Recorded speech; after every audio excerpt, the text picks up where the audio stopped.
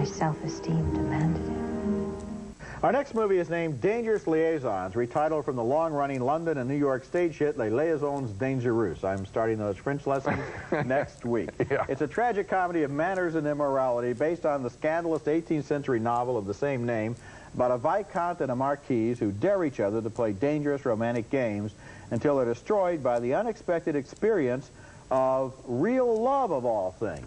The movie stars John Malkovich as the Viscount and Glenn Close as his best friend and confidant, the cynical Marquise. They share all of their secrets with each other, and the Viscount has a reputation as an invincible and amoral Don Juan. He thinks he might have just spotted his next great challenge. You can't mean it. To seduce a woman famous for strict morals, religious fervor, and the happiness of her marriage, what could possibly be more prestigious? I want the excitement of watching her betray everything that's most important to her. Surely you understand that. I thought betrayal was your favorite word. No. Cruelty. When he's in action, the Viscount has an approach that seems almost irresistible, especially to a young and inexperienced victim like Madame de Tourvel, played by Michelle Pfeiffer. I know God is punishing me for my pride. I was so certain nothing like this could ever happen. Nothing like what? Do you mean love? I can't. Is love what you mean? You promised yes, not to of speak course, of it. I understand, but I must know. I can't. Don't you understand? It's impossible. You don't have to speak. You don't have to speak. Just look at me.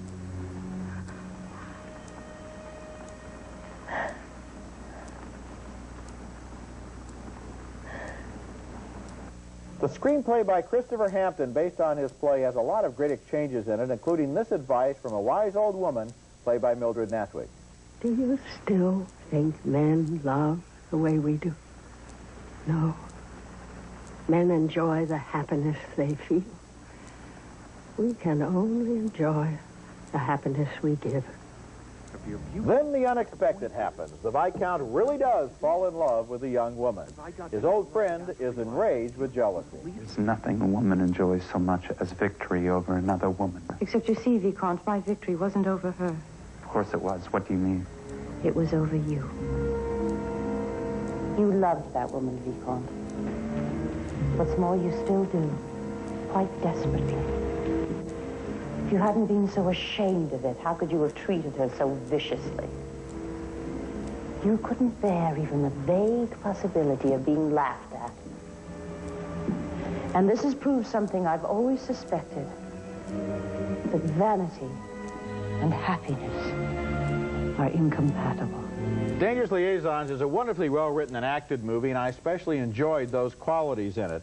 Unfortunately, this is the kind of film where a little goes a long way, and the material begins to seem somewhat stuck on the same note in the middle of the film. I think a lot of audiences are likely to find it pretty slow going, but if you can get the correct state of mind, however, it's a sophisticated movie about a cruel joke that backfires on two people who thought they could never feel real emotions, but they were wrong. The ending of this movie is really packed with powerful ending is punch. interesting, but boy, I did find it slow going because I found the jokes repetitious and the jokes were rather cruel on other people, and I found that cruelty not to be enchanting. Sometimes, you know, someone who's taking advantage of someone can be quite charismatic and quite appealing, and you don't feel the real pain there.